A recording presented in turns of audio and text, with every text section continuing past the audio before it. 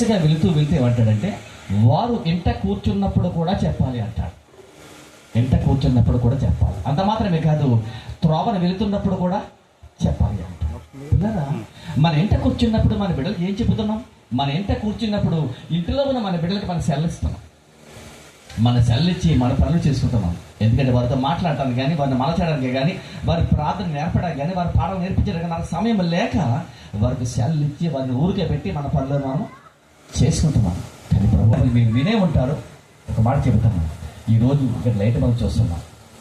ఈ light కనిపెట్టినది Thomas Alva Edison. ఆయన చదివింది కేవలం 5వ తరగతి. వాస్తవానికి స్కూల్లో చదివింది 2వ తరగతి మాత్రమే. అది మీకు అంత టీసీ కాదు. ఒక లెటర్ తీసుకెళ్ళి వాళ్ళ అమ్మగారికి ఇచ్చాడు. ఆ లెటర్లో ఉంది. ఆ లెటర్లో చదివి చదివి చదివి ఏడుస్తుందట. అమ్మ ఎందుకు ఏడుస్తున్నామంటే, లేదురా నువ్వు చాలా బాగా చదువుతావట, నీ చదివే చదువుకి వాళ్ళ స్టాండర్డ్ సరిపోదని వేరే మంచి స్కూల్లో వేయమని చెప్పేసి నాకు రికమెండ్ చేసి పంపించారు అని కవర్ చేస్తారు. వాస్తవానికి ఆ లెటర్లో ఉన్నది అది కాదు. నీ కుమారుడు థామస్ ఆల్వా ఎడిసన్, అది షార్ట్ కట్లో మన కుక్కను పిలుస్తామే టామీ అని. మీ టామీ ఉన్నాడే, వాడు వరస్ట్ ఫెలో, వాడు స్టూపిడ్, వాడికి మాట కూడా వినపడదు. కాబట్టి వీడికి మా స్కూల్లో చదువు చెప్పే అవకాశం మాకు లేదు అంటే, అప్పటి నుండి ఆ రోజు నుండి తల్లి తన కొడుకుకి ఇంటి వద్ద బోధ నేర్పించడం మొదలుపెట్టాడు. అలాగా 5వ తరగతి వరకు చదివాడు. అయితే ఒక మాట పిల్లరా, ఇక్కడ కేవలం ఈరోజు జన్మదిన వేడుక జరుపుకున్న స్టాలిన్లే కాదు, తల్లులైన తండ్రులు మీరు ఒక మాట వినాలి. మన పరిశుద్ధ గ్రంథంలో అనేక వాగ్దానాలు ఉన్నాయి. ఇంచుమించు 1260 వాగ్దానాలు ఉన్నాయి. మన బిడ్డలకు ఒకటే మనం నేర్పించే సెల్ల కాదు, కానీ మన బిడ్డలకు వాగ్దానము వినిపిస్తూ, వాగ్దానము చదివిస్తూ, ఆ వాగ్దానము వారి నోట పెట్టి ప్రార్థించే అలవాటు మనం చేయగలిగితే నిజంగా మన బిడ్డలు మంచి ప్రయోజనం అవుతారు. దేవునికి మహిమ కలుగును గాక. హల్లెలూయా అని ఒక వాగ్దానం చేతి పట్టుకోండి. ఆ వాగ్దానం ఏంటంటే, ఫిలిప్పీయులకు రాసిన పత్రిక 4వ అధ్యాయంలో అక్కడ 13వ వచనం ఒక రాయబడి ఉంటుంది. నన్ను బలపరచు వాని యందే నేను సమస్తము చేయగలను. వాడి వీక్నెస్ ఫెలో, వాడు చదవలేడు, మాట వినపడదు, అయినప్పటికీ కూడా నా దేవుడు నన్ను, నా కొడుకుని బలపరుస్తాడు, నా కొడుకుని ఉన్నతమైన స్థితిలో ఉంచుతాడు నమ్మకంతో ఆ మాట తన నోట పలికిస్తూ, ఆ మాట తన హృదయాన్ని అప్లై చేస్తూ, ఆ మాట చేత బలపరిచింది. ఆ మాట ద్వారా అన్నాడు, ఒక రోజు ఆ బైబుల్ నన్ను వెలిగించింది, నేను అనేకులను నన్ను వెలిగిస్తాను అని మాట పట్టుకుని ఇదిగో ఈ బల్బు తయారు చేయడానికి సుమారు 10,000 సార్లు ప్రయత్నించాడట. ప్రయత్నించిన ఫెయిల్ అయిపోతున్నాడు. మనకు కేవలం 3-4 సార్లు ఏదో ప్రయత్నం చేస్తే మనం ఓడిపోతుంటాం, రాజీ పడిపోతున్నాం, మనకెందుకు పక్కన పడిచి వెళ్ళిపోతుంటాం. కానీ పట్టు వదలకుండా ఆ వాగ్దానం పట్టుకుని ప్రార్థించడం మొదలుపెట్టాడు. ఆ వాగ్దానం పట్టుకుని ప్రయత్నించడం మొదలుపెట్టాడు. ఆ ప్రయత్నమే ఈరోజు సుమారు దగ్గరగా 1098 ఒక ఐటమ్స్, ఒక వాషింగ్ మిషన్ కావచ్చు, రకరకాల వైఫై కావచ్చు, రకరకాల ఎక్విప్మెంట్స్ అన్ని కూడా ఆయన కనిపెట్టాడు. ఎలాగ అంటే, మొదట కనిపెట్టింది లైట్. ఏ విధంగా కనిపెట్టాడంటే దేవుని మాట. ఏ మాట? ఒక వాగ్దానం. ఏ వాగ్దానం అది? నన్ను బలపరచువాని అందే నేను సమస్తము చేయగలను. దేవునికి మహిమ కలుగును గాక. ఈ రోజు మన బిడ్డలు చాలా మంది ఉన్నారు, చిన్నవాళ్ళు ఉన్నారు. చిన్నవారు భవిష్యత్తులో మంచి పొజిషన్గా ఉండాలి అంటే, మంచి ఉన్నతమైన స్థితి వారు కలిగి ఉండాలంటే, మన కళ్ళ ముందర ప్రైజుగా ఉండాలంటే, ఆత్మీయులుగా ఎదగాలంటే, ఒక సమయాలు తల్లి పెంచుతున్నట్లుగా, ఒక సమయాలు పెరిగినట్లుగా ఆత్మీయంగా, ఆర్థికంగా, శారీరకంగా వృద్ధులుగా రావాలి అంటే మన బిడ్డలకు నేర్పించవలసింది వాగ్దానాలు వాళ్ళు వినిపిస్తూ ఉండాలి, వాగ్దానాలు వారి నోట పలుకుస్తూ ఉండాలి, వాగ్దానాలు వారు చదివిస్తూ ఉండాలి, అవి పట్టిన ప్రార్థిస్తూ ఉండాలి. ప్రార్థిస్తూ ఉన్నప్పుడు దేవుడు మన బిడ్డలు ఎంతగానో దీవిస్తాడు, ఆశీర్వదిస్తాడు. అంత మాత్రమే కాకుండానంట, అందులో 2వ మాట ఉంది, మన బిడ్డలకు త్రోవన నడుస్తున్నప్పుడు కూడా. పిల్లరా, త్రోవన నడుస్తున్నప్పుడు రకరకాల దృష్టిలో మనం చూస్తూ ఉంటాం, రకరకాల వైపు మన మనసు వెళ్ళిపోతూ ఉంటుంది, మన బిడ్డలు కూడా వెళ్ళిపోతూ ఉంటారు. కానీ త్రోవన వెళుతూ ఉన్నప్పుడు కూడా దేవుని మాటలే వారికి పలికిస్తూ ఉండాలి, దేవుని మాటలు మనం పలుకుతూ ఉండాలి, దేవుని మాట మనం నేర్పిస్తూ ఉండాలి. ఆ విధంగా ఉంటున్నప్పుడు వారు కాన్సన్ట్రేషన్ అనేది తప్పిపోదు. సహజంగా చూడండి, మార్గాలు వెళుతూ ఉంటాం, గోడ మీద ఏదో వాల్ పోస్ట్ ఉంటుంటుంది. ఆ వాల్ పోస్ట్ ఒకసారి చూస్తారు, యాంత్రికంగా చూస్తే అది వేరే విషయం. చూసిన 2వసారి చూస్తే ఏదో ఆలోచన వస్తుంది, ఏదో ఆలోచన, ఏంటి దృశ్యం ఎలా ఉంది అది ఒక రకమైన ఆ ఆలోచన రాకుండా ఉండాలంటే త్రోవన వెళుతున్నప్పుడు కూడా వారికి మనం నేర్పించాలంటే దేవుని మాటలు పలికిస్తూ ఉండాలి. అక్కడ ఒక మాట ఉంది, పండుకున్నప్పుడు లేచినప్పుడు కూడా. క్లుప్తంగా చెబుతున్నాను, మన బిడ్డలకు లేచిన వెంటనే వారి మైండ్ చాలా ఫ్రెష్గా ఉంటుందండి. లేచిన వెంటనే, అందుకే వేకువ మనం ప్రార్థన చేస్తూ ఉంటాం. మన బిడ్డలు కూడా లేచిన వెంటనే ఒక వాగ్దానం వారి నోట వెంట పలికిస్తూ, లేచిన వెంటనే ఒక మంచి మాట వారు చెవులు వేస్తూ ఉన్నప్పుడు నిజంగా వారు ఎంత అలవాటు చేసుకుంటారంటే, చెడు మాట వారి నోట ఉండదు కానీ దేవుని మాట వారి నోట ఉంటుంది. మన బిడ్డల నోట ఈరోజు ఏ మాటలు వస్తున్నాయి? నువ్వేది పలికిస్తే అదే పలుకుతారు వాళ్ళు. కాబట్టి వారు లేచిన వెంటనే వారి నోట ఒక మంచి మాట చెవులు చెప్పగలిగితే, ప్రతి ఉదయము లేచిన వెంటనే ఒక మాట చెవులు చెప్పండి వాళ్ళకి, అదే హృదయంలో పడిపోతుంది. ప్రయత్నం చేసి చూడండి. ఈరోజు రాజోలు ప్రాంతం నుండి ఒక సేవకుడు వచ్చారు. మన బిడ్డకు లేచిన వెంటనే చెవులు ఒక మాట చెప్పమారారు, అది దేవుని మాట అయి ఉండాలి. ఆ మాట చెబితే 2-3 సార్లు చెప్పండి, వారి జీవితంలో ఆ మాట మర్చిపోవడం. మన బిడ్డలు అట్టి రీతిగా ఆత్మీయంగా వర్ధిల్లాలి. ఆత్మలో మనం వర్ధిల్లుచున్న ప్రకారం అన్ని విషయాలు వర్ధిల్లుతాం. అన్ని విషయాలు మన బిడ్డలు వర్ధిల్లాలి, దేవుని పొందుకోవాలంటే ఈ రీతిగా మన బిడ్డకు నేర్పిస్తూ ప్రభులో కొనసాగిస్తాం. అట్టి కృప దేవుడు మరి ఈ కుటుంబానికి అనుగ్రహించునుగాక. దేవుడి మాట దీవించునుగాక. ఆమేన్. దేవునికి స్తోత్రం. హల్లెలూయా. చక్కటి విషయాలు తెలియచేసిన దేవుని సేవకులు రెవరెండ్ భాస్కర్ గారికి ప్రత్యేకమైన వందనాలు తెలియచేస్తూ ఉన్నాను. సెమెన్లో మరి ఒక సేవకులు మన మధ్యలో ఉన్నారు. వారు కూడా ఒక 2 నుంచి 3 నిమిషాలు, నేను సమయాన్ని ఎందుకు చెప్తున్నానంటే క్షమించండి నిమిషానికి ఒకసారి చెప్తున్నాను. సో ప్రభు చిత్తం అయితే మనం అందరం కలిసి ఒక మీటింగ్ పెట్టుకుందాం. ప్రభు చిత్తం అయితే అలా పెట్టడానికి దేవుడు కృప చూపాలని ప్రార్థన చేయండి. ఇంకా చాలామంది సేవకులు ఉన్నారు, వారు కూడా చక్కటి విషయాలు తెలియచేయాలని. ఎక్కడైనా ఏదైనా బర్త్డే మీటింగ్ జరిగితే ఒకటే ప్రసంగం ఉంటుంది. ఈ బర్త్డే మీటింగ్లో చాలా ప్రసంగాలు మనం వింటున్నాం. మనం నిజంగా ధన్యులం. దేవునికి స్తోత్రం కలుగును గాక. హల్లెలూయా. వాక్యం దొరకని కాలం రాబోతుంది. వాక్యము దొరకని కాలము, వాక్యం వినబడని కాలము, వాక్యము చదవడానికి అవకాశమే లేనటువంటి కాలం రాబోతుంది. కాబట్టి దొరికినప్పుడు మనం ఏం చేయాలంటే అన్నం పెట్టినప్పుడే తినాలి. సో అన్నం వడ్డించినప్పుడే మనం తినాలి, వాక్యం వడ్డించినప్పుడు కూడా తినాలి. ఇప్పుడు మీరు తెలివైన వారు ఏమనుకుంటారంటే, వడ్డించేది మీకు కదా మాకు కాదు అనుకుంటారు.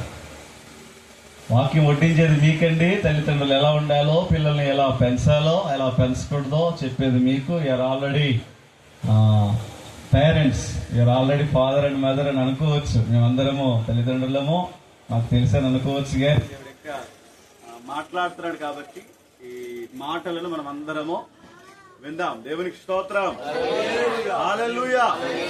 మంచిది. దైవజనులు పురుషోత్తం గారు వారు వయసులో చాలా పెద్దవారు, చక్కటి సేవను వారు జరిగిస్తూ ఉన్నారు. రీసెంట్ గా వారి యొక్క కుమార్తెకు వివాహం జరిగింది.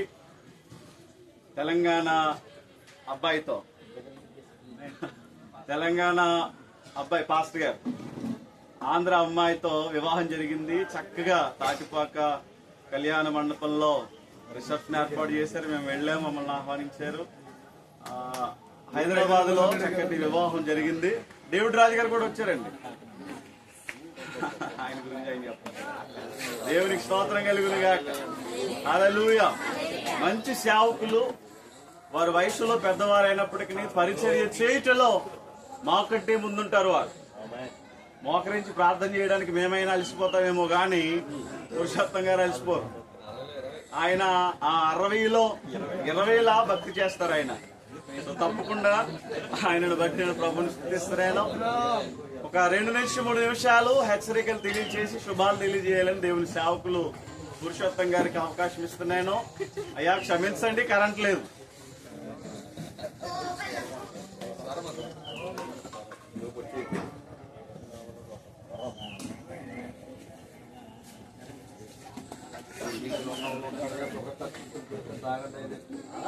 ప్రియ దేవుని బిడ్డలైన మీకు మరి ఒక్కసారి శుభాలు పలుకుతున్నాను. అందరు చేతులు పైకెత్తి హల్లెలూయా చెప్తామండి. బలముగా హృదయపూర్వకంగా చెప్తామండి. హలో హల్లెలూయా హల్లెలూయా. ప్రియులారా, స్టాన్లీ ని ఉద్దేశించి, వారి తల్లిదండ్రులను ఉద్దేశించి 3 నిమిషాల్లో నేను 3 మాటలు చెప్పి ముగించాలని ఆశపడుతున్నా. ఆమేన్ ఆమేన్.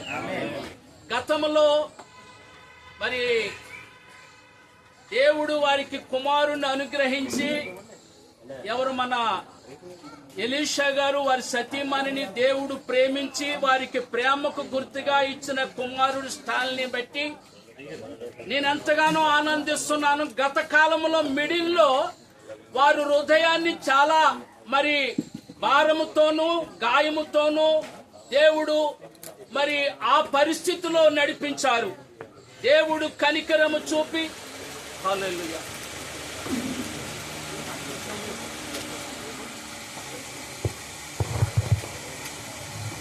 దేవుడు ఈ కుటుంబం పట్ల కనికరము చూపి దేవుడు వారికి ప్రేమకు గుర్తుగా ఇచ్చినటువంటి కుమారుడు స్టాన్లీని బట్టి ఈరోజు ఫస్ట్ బర్త్డే చేసుకునేటువంటి మోక లేక ఈ తరుణము దేవుడు వారికి ఇచ్చిన కారణమును బట్టి నాకు రెండవ గ్రీటింగ్స్ గా వారు నాకు ఇచ్చిన ఈ సమయమును బట్టి నాకంటే ముందుగా మాట్లాడినటువంటి గనులైనటువంటి ప్రియులు రాజోలు మండల పాస్టర్ ఫెలోషిప్ ప్రెసిడెంట్ గారు భాస్కర్ రావు గారు మాట్లాడారు గనుక దేవుడు గొప్పగా మాట్లాడాడు. ఈ రోజు నేను 3 మాటలతో నేను ముగించాలని ఆశపడుతున్నాను. ఎలీషా గారు, వారి సతీమణి, వారి కుటుంబం, అలాగే వారి రక్త సంబంధులు, దేవుడు వారికి అనుగ్రహించిన బిడ్డడికి సంపూర్ణత లేని కారణమును బట్టి దేవుడు వారి ప్రార్థనని జ్ఞాపకం తెచ్చుకుని ఈరోజు ఫస్ట్ బర్త్డే చేసుకోవటానికి దేవుడు వారికి, వారి కుటుంబానికి, వారి బిడ్డకి ఆయురారోగ్యాన్ని ప్రసాదించినందుకు నేను వందనాలు చెల్లిస్తున్నా. దేవునికి మహిమ పరుస్తున్నాను. ఆయన దేవుని ఒక మాట అండి. మొట్టమొదటిగా యాకోబుతో దేవుడు మాట్లాడుతున్నాడు. యాకోబు కుటుంబంతో దేవుడు మాట్లాడుతున్నాడు. యెషయా గ్రంథము 44వ అధ్యాయము 3వ భాగంలో ఈ రీతిగా మాట్లాడుతున్నాడు. ఏమంటున్నారంటే, నేను దప్పిగల వారి మీద నీళ్లను, ఎండిన భూమి మీద ప్రవాహ జలములను కుమ్మరించదను. దేవుడు ఎవరైతే బాధతో చింతతో నిండి ఉంటారో వారి కొరకు దేవుడు ఒక ధైర్యముతో మాట్లాడుతున్నాడు. అనగా యాకోబును ఉద్దేశించి మాట్లాడుతున్నాడు. రెండవది ప్రియులారా, ఎండిన భూమిలో ఆయన ప్రవాహమును కురిపించే దేవుడు. దేవునికి మహిమ కలుగును గాక. మూడో మాట అంటున్నాడు, నీ సంతతి మీద నా ఆత్మను కుమ్మరించదని అంటున్నాడు. హల్లెలూయా చెప్దామండి. దేవుడు మాట్లాడుతున్నాడు, ఈ రోజు నీ సంతతి మీద నా ఆత్మను కుమ్మరించదని అంటున్నాడు. అంత మాత్రమే కాదు, నీకు పుట్టిన వారిని నేను ఆశీర్వదించేదని అన్నాడు. 2 మాటలు. ఆమేన్. నీ సంతతి మీద నా ఆత్మను కుమ్మరించేదను, నీకు పుట్టిన వారిని నేను ఆశీర్వదించేదని అంటున్నాడు. మూడో మాట అంటున్నాడు, నీటి కాలువ వారున గడ్డిలో మొలిచిన నిరవంజు చెట్టు వలె నీ పిల్లలు అలాగును నీ పిల్లలను వెదిగింప చేయుదునన్నాడు. ఈ నిరవంజి చెట్టు గురించి దేవుడు ఆ మాట ఎందుకు పలికాడు అంటే, లేవీ కాండము దయచేసి చూసినప్పుడు 23వ అధ్యాయము 40వ వచనములో దేవునికి ఉన్నటువంటి ఫెస్టివల్ డేస్ అనగా 7 దినాలు దేవుని స్తుతించే కాలములో ఈ నిరవంజి చెట్టు పట్టుకుని దేవునికి హల్లెలూయా చెప్తున్నా. అలాగూ ఎలీషా గారి వారి సతీమణిని ప్రేమించినటువంటి కుమారుడు స్టాన్లీ, ఆ బిడ్డడు దేవుని స్తుతించే బిడ్డడుగా దేవుడు నిర్ణయించుకున్నాడని ఈరోజు ఈ ఫస్ట్ బర్త్డే లో ఆ బిడ్డకి నేను ఈ ఆశీర్వాదం ఇస్తున్నాను. ఆమేన్. తప్పలు కొడదాం బలంగా. ఆమేన్. ఆమేన్, హల్లెలూయా. ఒక మాట అయిందండి, దేవునికి మహిమ కలుగును గాక. యవన కాలమందు పుట్టిన కుమారులు బలవంతుల చేతిలో బాణము లాంటి వారు కనుక ఈ నరమాతృలమైన మనలో బలము లేనప్పుడు మన బిడ్డలను ఎవరి చేతికి ఇవ్వాలంటే దేవుడైనటువంటి యెహోవా బలవంతుడు, ఆయన నిత్యుడగు తండ్రి, ఆయన బలవంతుడు. ఆయనకి అప్పగించినప్పుడు మన పిల్లలను ఆయన ఉద్దేశించినటువంటి గమ్యానికి విడిచిపెట్టే దేవుడు ఆయన. గనుక మూడవ మాటలో 3 మాటలు ఉన్నాయి. మాటలు చెప్పి నేను ముగిస్తానండి. 65వ కీర్తన 11వ భాగములో కీర్తన నీడి ఇలాగంటున్నాడు, సంవత్సరం అనే నీ దయా కిరీటం నాకు ప్రసాదించావు లేక అనుగ్రహించావు. జ్ఞాపకం తెచ్చుకోండి, ఫస్ట్ బర్త్డే దేవుడు స్టాన్లీకి దయా కిరీటం ఇచ్చాడు. ఈ మాటలనే అబ్బాయి ఎందు కదా మనం వింటున్నాం. మనము బర్త్డేలు చేసుకున్నాం, ఇంకను అనేక సంవత్సరాలు ఆయుష్తో నేను బ్రతకాలని అనుకుంటున్నాం. మనకి ఒక మాట అండి, సంవత్సరం అనే దయా కిరీటము దేవుడు ప్రసాదిస్తున్నాడు. రెండవ కిరీటము యెషయా గ్రంథము 4వ అధ్యాయము 9వ భాగములు అంటాడు, ప్రకాశమానమైన కిరీటం. ఎప్పుడు, ఏ సమయంలో అంటే ఇంకా నా బిడ్డడికి జ్ఞానం రాలేదు గనుక జ్ఞానముతో మనము నిండుకున్నప్పుడు దేవుడు మనకి ప్రకాశమానమైన కిరీటమును ధైర్యపరిచేస్తున్నాడు. ఎన్ని కిరీటాలు అయినాయండి? 2 కిరీటాలు.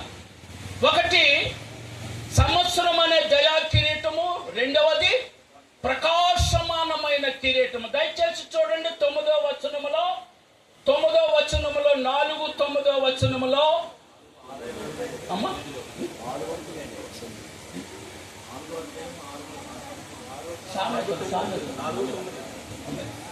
సామెతల గ్రంథంలో ఆమేన్.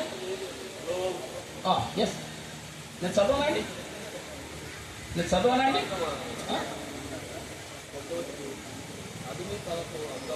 అది నీ తలకు అందమైన మాలిక కట్టును, ప్రకాశమానమైన కిరీటమును నీకు ధరింపచ్చు. 7వ వచనంకి వెళ్దాం పైకి. 7వ వచనం, జ్ఞానము సంపాదించుకొనుటయే జ్ఞానమునకు ముఖ్యమైన మూలము. దేవునికి స్తోత్రం. మనము జ్ఞానముతో నింపబడి ఉన్నప్పుడు దేవుడు మనకి ప్రకాశమానమైన కిరీటం ఇస్తాడు. అలాగే తల్లిదండ్రులు వారికి నేర్పవలసినటువంటి జ్ఞానము నేర్పిన తర్వాత, జ్ఞానముతో నింపబడిన తరువాత ప్రకాశమానమైన కిరీటము ఆ బిడ్డడికి దేవుడు ధరింపచేస్తున్నాడు. 3వ కిరీటం ఎవరికైనా తెలుసుంటే చెప్పండి. దేవునికి స్తోత్రం. యాకోబు పత్రికలో 1వ అధ్యాయము 12వ వచన భాగంలో ఈ రీతిగా మాట్లాడుతున్నాడు యాకోబు, దేవునికి మహిమ కలుగును, శోధన సహించువాడు ధన్యుడు, అతడు శోధనకు నిలిచిన వాడై ఉంటే ప్రభు తను ప్రేమించే వారికి వాగ్దానము చేసిన జీవ కిరీటము. ఆమేన్. నేను ఎందుకు మాట్లాడుతున్నానంటే, ఎప్పుడైనా మనలో శోధన వచ్చినప్పుడు శోధన సహించుకున్న వారుగా ఉండి, శోధనకి నిలవబడిన వారుగా ఉన్నప్పుడు దేవుడు ఎవరినో ప్రేమించి వారికి జీవ కిరీటాన్ని ఇస్తానని వాగ్దానము చేసిన దేవుడు, నీవు ఈరోజు శోధన సహించుకుని ఉంటే, అలాగే ఈ బిడ్డడికి ఎప్పుడైనా శోధన వచ్చినప్పుడు ఆ శోధనలో నిలబడిన వాడిగా ఉంటే, నిలబడి ఉన్నవాడిగా ఉండటానికి తల్లిదండ్రులు నేర్పిన వారై ఉంటే, 3వ కిరీటము దయా కిరీటము. గనుక ప్రియులారా, నేను 3 మాటలు చెప్పాను. ఒకటి, దేవునికి మహిమ కలుగును గాక, నీ సంతానమును నేను ఆశీర్వదించెదను, నీకు పుట్టిన వారిని నేను, దేవునికి మహిమ కలుగును గాక.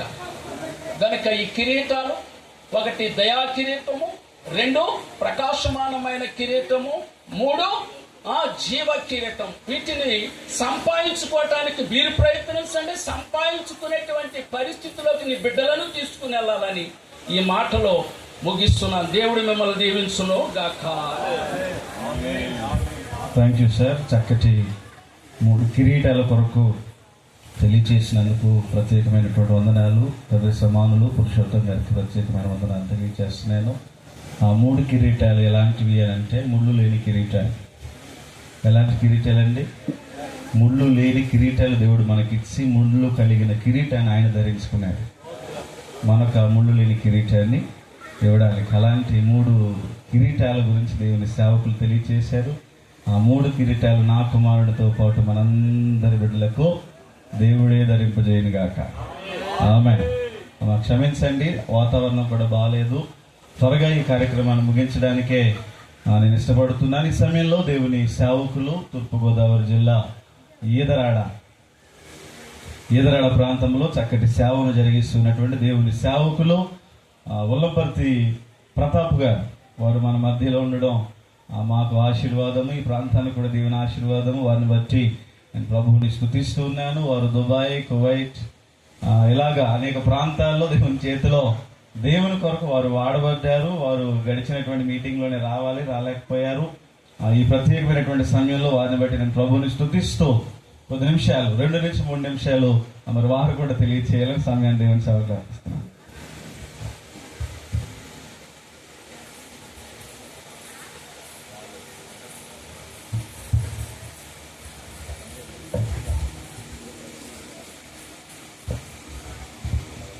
సమస్త మహిమ ఘనత ప్రభావములు యేసుకే చెల్లును గాక. కాస్త దగ్గరగా చెప్పండి.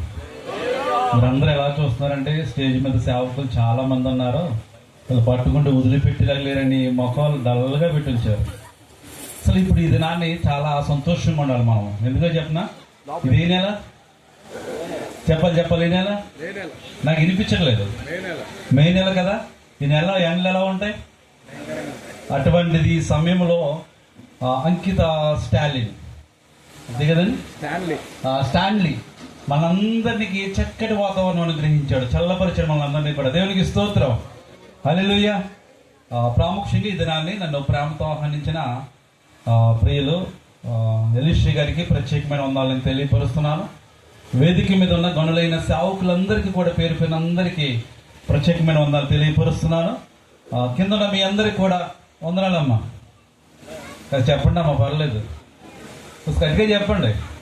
ముగించేస్తాం, అయిపోయింది ఇంకా. దేవునికి స్తోత్రం. హల్లెలూయా. దేవుడు మరి ఎలీషా దంపతులను ప్రేమించిన గర్భఫలము బట్టి ఈ దినాన్ని మనం అందరం ఇటు రీతిగా కూడుకొని ప్రభు యొక్క నామాన్ని గణపరుస్తున్నాం. అయితే బైబిల్ గ్రంథంలో ఒక మాట ఉంది, నేను అది చూపించి నేను ముగిస్తాను. యోహాను రాసిన సువార్త 16వ అధ్యాయము 21వ వచనంలో ఒక మాట మనకు కనబడుతూ ఉంటుంది. అక్కడ నేను చదువుతాను, మీరు వినండి. యోహాను సువార్త 16వ అధ్యాయం 27. స్త్రీ ప్రసవించినప్పుడు ఆమె గడియ వచ్చును గనుక ఆమె వేదన పడును. అయితే శిశువు పుట్టగానే లోకమందు నరుడొకడు పుట్టినని సంతోషము చేత ఆమె ఆ వేదన మరి జ్ఞాపకము చేసుకొనదు. దేవునికి మహిమ కలుగుని గాక. ప్రియ దేవుని బిడ్డలారా, చక్కటి మాట మనకి ఇక్కడ బయలుపరుస్తున్నాడు. స్త్రీ ప్రసవ దినం వచ్చినప్పుడు అంట వేదన పడుతుందంట. అంటే నేటి దినాల్లో ప్రసవ దినం అనగా చాలా అరుదైపోయింది. అంటే అందరూ కూడా సిజరీన్లే, పెద్ద ఆపరేషన్ చేయించుకుని బిడ్డలు ఎట్టినే కంటున్నారు కనుక బాధ తెలియదు. అయితే నార్మల్ డెలివరీ అయ్యే వరకు ఈ బాధ ఏంటన్నది తెలుస్తుంది. అయితే సహజంగా మానవ యొక్క శరీరం అంట 45 డేస్ అనగా యూనిట్లో కొలుస్తారు నొప్పిల్ని. 45 డేస్ యూనిట్లు మాత్రమే ఈ మానవ శరీరం భరిస్తుందంట. అయితే స్త్రీ ప్రసవ దినం వచ్చినప్పుడు దానికి ఒక 20 డేస్ ఎగస్ట్ అంటే ఒక 20 యూనిట్లు ఎక్కువ నొప్పి భరిస్తుందంట. అంటే ఒక్కసారిగానే 20 ఎముకలు ఇరిగిపోతే ఎంత నొప్పి వస్తుందో అంత వేదన, అంత బాధ కలిగి బిడ్డని కానీ జన్మనిస్తుందంట స్త్రీ. దేవునికి స్తోత్రము కలుగును గాక. ఎంత వేదన పడి ఎంత నొప్పి కలిగినా కానీ ఆ శిశువు బయటికి రాగానే ఆ స్త్రీ ఏం చేస్తుందంటే సంతోషముతోటి ఆ వేదన ఎప్పుడు కూడా మరి జ్ఞాపకం చేసుకోదంట. అయితే ఒకనొక సమయంలో జ్ఞాపకం చేసుకుంటారండి. ఎప్పుడో తెలుసా? కొంత యుక్త వయసు వచ్చేసరికి వారి తల్లిదండ్రుల మాట విన్నప్పుడు అప్పుడు అంటది తల్లి, ఈ నా కొడుకుని ఈ నా కూతుర్ని ఎంత కష్టపడి కన్నానో ఈరోజు నా మాట వింటలేదు అని చాలా మంది తల్లులు ఇది నాన్న వేదన చెందుతున్నారు. ఇప్పుడు దేవుడు బిడ్డలారా, అయితే మనము ఆ వ్యాధులు చెందకుండా ఉండాలంటే గనక ఒక రెండు మాటలు మీకు జ్ఞాపకం చేసి వెంటనే బైబిల్ వాక్యాలను చూపించరు కానీ మీకు క్లుప్తంగా చెప్తాను. ఎలాగుంటే బిడ్డలకు సంతోషకరంగా మరి దేవుడు బిడ్డలు సంతోషకరంగా ఉంచుతాడు, ఎలా ఉంటే తల్లిదండ్రులు సంతోషపరచబడతారు దాని గురించి క్లుప్తంగా రెండు మాటలు మీకు చూపిస్తాను జాగ్రత్తగా. అయితే బైబిల్ గ్రంథంలో ఇందాకే సేవకులు తెలియపరిచారు, దేవుని బిడ్డలంటే మనం అందరము కూడా తల్లులు ఎలా ఉండాలి అని ఆలోచన చేస్తే ఒక హన్నా వలె సమర్పణ జీవితం కలిగి ఉండాలి. ఏం కలిగి ఉండాలండి? సమర్పణ జీవితం మనం కలిగి ఉండాలి. సమర్పణ జీవితం నేటి దినాల్లో తల్లికి లేకపోయింది. ఎందుకంటే బిడ్డ లేకగా పుట్టిన తర్వాత వాళ్ళు ఏమంటున్నారంటే నా బిడ్డని ఒక డాక్టర్గా చూడాలి, ఒక ఐఏఎస్ ఆఫీసర్గా చూడాలి, లేకపోతే ఒక కలెక్టర్గా చూడాలి, లేకపోతే ఇంకోటని ఎన్నో కళలకు అంటున్నారు. అయితే హన్నా ఏమన్నా తెలుసండి, ఆమెకి పిల్లలు లేనప్పుడు యెహోవా సన్నిధిలో ప్రార్థించినప్పుడు దేవుడు హన్నాని దర్శించినప్పుడు ఆమె ఒక వాగ్దానం చేసుకుంది, నీవు గనక నాకు మగ బిడ్డను దయచేస్తే, ఏదో బిడ్డను దయచేయి అనలేదు, అమ్మ వినాలి, ఏదో బిడ్డ నాకు దయచేయి అనలేదు. ఆమె ప్రార్థనలో గురి కలిగిన ప్రార్థన చేసింది, ఆమె సూటిగా ప్రార్థన చేసింది. ఏం ప్రార్థన అంటే, నీవు నాకు మగ బిడ్డను దయచేస్తే గనుక ఆ బిడ్డను నీకు సమర్పిస్తానని చెప్పింది. దేవుని స్తోత్రం కలిగిన గాక. ప్రార్థన జీవితం కలిగింది, దేవుడు మగబిడ్డను అనుగ్రహించాడు. దేవుడికి ఏదైతే వాగ్దానం చేసిందో వాగ్దానం ప్రకారంగా హన్న తన బిడ్డని దేవునికి సమర్పించింది. దేవునికి స్తోత్రం కలిగిన గాక. బాలుడు సమయలంట ఎక్కడ ఎదిగాడు? దేవుని సన్నిధులు ఎదిగినట్లుగా దేవునికి వాక్యం తెలియపరుస్తుంది. దేవుని యొక్క సన్నిధులు ఎదిగితే కనుక మన బిడ్డలు కూడా ఆ సమయల గ్రంథంలో అంటాడు, బాలుడు సమయులు పెద్దవాడు కాగా అతని మాటలో కానీ ప్రవర్తనలో కానీ ఏ విధమైన తప్పిదము లేదని దేవునికి వాక్యం తెలియపరుస్తుంది. అయితే దేవుని బిడ్డలంటే మనము తల్లిలంటే మీరందరూ కూడా మీ బిడ్డల పట్ల ఒక సమర్పణ కలిగి ఉండాలి. అంటే చదువుతో పాటు దేవుని యొక్క మందిరానికి కూడా మీరేం చేయాలంటే మీ బిడ్డలను సమర్పించాలి. అలా సమర్పణ జీవితం కలిగి ఉంటే కనుక దేవుడు నీ బిడ్డలను ఎంతగానో ఆశీర్వదిస్తాడు. రెండవదిగా తండ్రికి జ్ఞాపకం చేస్తున్నాను. అంటే తల్లిదండ్రులు ఇక్కడ అందరూ ఉన్నారు చాలా మంది కూడా. మొదటిగా తల్లి ఎలా ఉండాలంటే సమర్పణ కలిగి ఉండాలి. రెండవదిగా తండ్రి యొక్క బాధ్యత. తండ్రి లేని దినాల్లో కష్టపడి సంపాదించుకొస్తారు కానీ బిడ్డల పట్ల బాధ్యత కలిగి ఉండరు. వారి సంపాదన, నా కొడుకుని పట్టుకొచ్చి పెడుతున్నాను, లేదా నా కొడుకు నా కుమార్తెని పట్టుకొచ్చి పెడుతున్నాను కదా అని ఒక ఆలోచనతో ఉంటారు కానీ బాధ్యత అనేది చాలా తక్కువ. నేను సంపాదిస్తున్నాను కదా, నువ్వు తల్లిగా ఉండి ఏం చేస్తున్నావు, బిడ్డలను చూసుకోవద్దని తల్లి మీద ఆధిపత్యం వహించే తండ్రులు లేకపోలేదు. అయితే యోబు గారి గురించి ఆలోచన చేస్తే యోబు గ్రంథము 1వ అధ్యాయం 5వ వచనంలో అంటాడు, చక్కటి బాధ్యత కలిగి ఉన్నాడండి. వారి విందులు పూర్తయిన తర్వాత అంట వారి యొక్క కుమారులు దేవుని దూషించారేమో అనుకునంట. అంటే దూషించారని కాదండి, అక్కడ దూషించారేమో అనుకుని ఉదయమనే తెల్లవారుజామునే దేవునికి ఏం చేస్తారంటే ఒక్కొక్క బిడ్డ చెప్పున దేవునికి దహన బలి అర్పించాడంట. చూడండి ఎంత బాధ్యత కలిగి ఉన్నాడో. దేవుని బిడ్డలారా, తల్లిదండ్రులు అయితే మనము మన బిడ్డల పట్ల ఏ బాధ్యత మనం కలిగి ఉన్నామో అన్న దాని గురించి మనం ఆలోచన చేసుకున్నట్లయితే నేటి దినాల్లో బిడ్డల్ని ఎలాగ పెంచాలి, ఎంత ఫ్యాషన్ గా పెంచాలి, ఈ పోటీ ప్రపంచంలో నా బిడ్డ ఎంత మోడర్న్ గా ఉండాలి అని ఆలోచన చేస్తున్నాం. కాబట్టి ఒక సమర్పణ జీవితం మనం కలిగి ఉంటున్నామా, బిడ్డల పట్ల ఒక బాధ్యత మనం కలిగి ఉంటున్నామా అని ఆలోచన చేస్తే మనమందరము కూడా దేవుని బిడ్డలంటే మనమందరము బిడ్డల పట్ల సమర్పణ జీవితం కలిగి ఉండాలి, బాధ్యత కలిగి ఉండాలి. అలా కలిగి ఉంటే గనక నీ కుమారులు నిన్ను ఎంతగానో సంతోష పెడతారు. యవ్వన కాలం వచ్చిన తర్వాత ఒకవేళ బాధ్యత లేకుండా మనం విడిచిపెడితే గనక వాడు లోకానుసారంగా తిరిగిన తర్వాత తల్లికి తండ్రికి అవమానం తెచ్చి పెడతాడు. అలా ఉండకుండా ఉండాలంటే గనక బాలుడు సమయంలో ఎట రీతిగా అయితే దేవుని సన్నిధిలో దిగాడో, యోబు గారు ఎలాగైతే తన కుమారుడు పట్ల బాధ్యత కలిగి ఉన్నారో అట్టి బాధ్యత మీరందరూ కలిగి ఉండాలని నేను చెప్తున్నాను. అయితే ఈ దినాన్ని సేవకులకి ఈ మాటలు తెలియవా? సేవకులకు తెలుసు. సేవకులకు తెలిసిన మీకు తెలిసిన ఇది మాత్రం కంపల్సరీ చేయవలసిన పనులు. అలా చేస్తే మన బిడ్డలు దేవుడు ఎంతగానో ఆశిస్తాడో అటు కృప మనం పొందుకోవాలని ప్రభుపేట మనం చేస్తూ మరి నూతనమైన దయాకిరీటం పొందుకున్న అంకిత్ స్టాన్లీకి నా యొక్క శుభాలు తెలియపరుస్తూ దేవుడి బిడ్డని బహుగా దీవించి ఆశీర్వదించను గాక. ఆమేన్. దేవుని సేవకులు ప్రతాపన్న గారికి ప్రత్యేకమైన వందనాలు తెలియజేస్తున్నాను. ఒకసారి అందరూ లేచి నిలబడదాము. వాతావరణము మనకు అనుకూలంగా లేదు కనుక త్వరగా ఈ కార్యక్రమాన్ని ముగించాలి అనేటటువంటి ఆలోచన కలిగి ఉన్నాను. అందరూ లేచి నిలబడదాం. చాలాసేపు అయింది మనం అందరం కూర్చుని ఒక పల్లవి ఒక చరణం పాడి ఆర్కెస్ట్రా వారికి కూడా పని చెప్దాం. ఇంతకు నుంచి సేవకులకే మనం పని చూపిస్తున్నాం తప్ప సహోదరులు మంచి సంగీతాన్ని వాయించేవారు ఉన్నారు, మమ్మల్ని అలా ఉపయోగించుకోవట్లేదు, మేము వెళ్ళేటప్పుడు డబ్బులు తీసుకోకుండా వెళ్ళిపోతాము అని అనకుండా ఉండడానికి వారికి పని చెప్పాలని ఒక ఆలోచన కలిగి సహోదరి బ్లెస్సీ వందన మమ్మీ ఎక్కడ ఉన్న ఒక పల్లవి చరణం పాడి ప్రభువుని స్తుతించాలి అని ఆహ్వానిస్తున్నాను.